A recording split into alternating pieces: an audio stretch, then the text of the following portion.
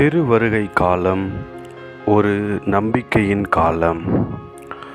ஒரு நம்பிக்கை நம்முடைய வாழ்க்கைக்கு புதிய நம்பிக்கையை அளிக்கிறது.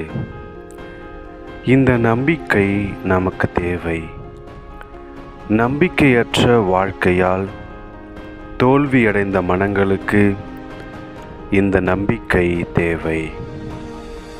வாழ்க்கைக்கு புதிய உற்சாகம் தேவை. மாசுபட்டுள்ள உலகம் சுத்தமாக மாற வேண்டும். மனதின் காயங்கள் மறைந்து புதிய உற்சாகம் தொடங்க வேண்டும். இந்த புதிய உற்சாகத்தையும் நம்பிக்கையும் தரும் ஆண்டவரின் வார்த்தைகளை கவனமாக கேட்போம். இறைவாக்கினர் எரேமியா நூலிலிருந்து வாசகம். 33ஆம் அதிகாரம், இறைவார்த்தைகள் 14 முதல் 16 வரை. இதோ நாள்கள் வருகின்றன என்கிறார் ஆண்டவர். அப்பொழுது இஸ்ராயேல் வீட்டாருக்கு யூதா வீட்டாருக்கும் நான் கொடுத்துள்ள வாக்குறுதியை நிறைவேற்றுவேன். அந்நாட்களில் அக்காலத்தில் நான் தாவீதிலிருந்து நீதியின் தளிர் ஒன்று முளைக்கச் செய்வேன். அவர் நாட்டில் நீதியையும் நேர்மையையும் நிலைநாட்டுவார். அந்நாட்களில் யூதா விடுதலை பெறும், எருசலேம் பாதுகாப்புடன் வாழும். யாவே சித்தகேனு, அதாவது ஆண்டவரே நமது நீதி என்னும் பெயரால் இந்நகர் அழைக்கப்படும். ஆண்டவரின் அருள்வாக்கு. இறைவா உமக்கு நன்றி. பதிலுரை பாடல். பல்லவி. ஆண்டவரே உம்மை நோக்கி என் உள்ளத்தை உயர்த்துகிறேன். ஆண்டவரே உம் பாதைகளை நான் அறியச் செய்தருளும், உம் வழிகளை எனக்கு கற்பித்தருளும். உமது உண்மை நெறியில் என்னை நடத்தி எனக்கு கற்பித்தருளும், ஏனெனில் நீரே என் மீட்பராம் கடவுள். பல்லவி. ஆண்டவரே உம்மை நோக்கி என் உள்ளத்தை உயர்த்துகிறேன். ஆண்டவர் நல்லவர், நேர்மையுள்ளவர்.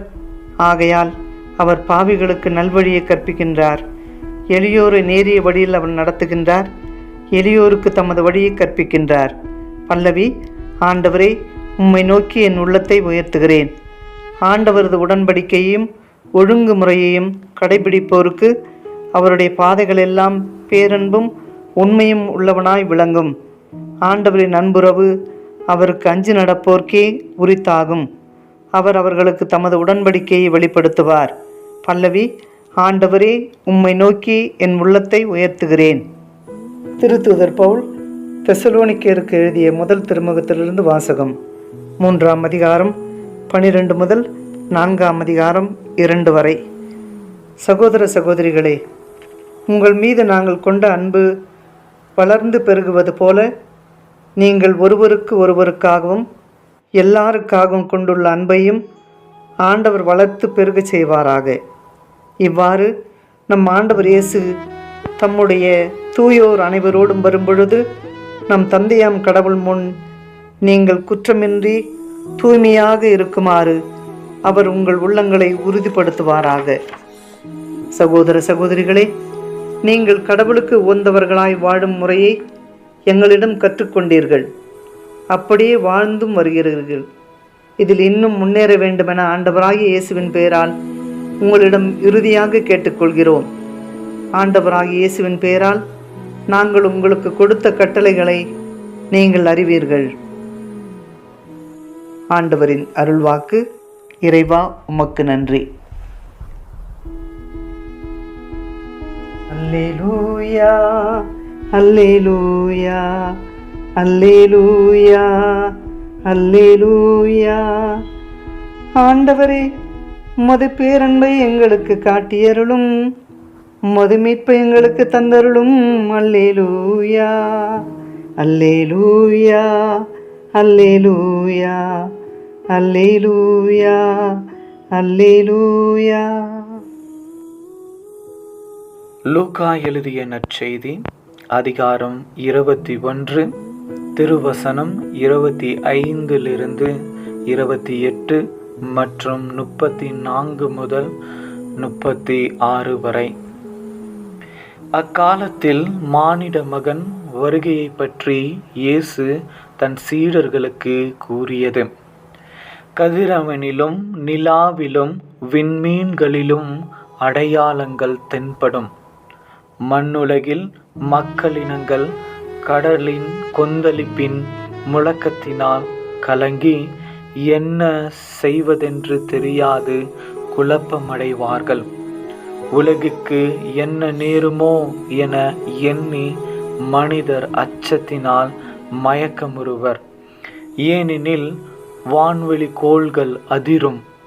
அப்போது மிகுந்த வல்லமையோடு மாட்சியோடு மானிட மகன் மேகங்கள் மீது வருவதை அவர்கள் காண்பார்கள்.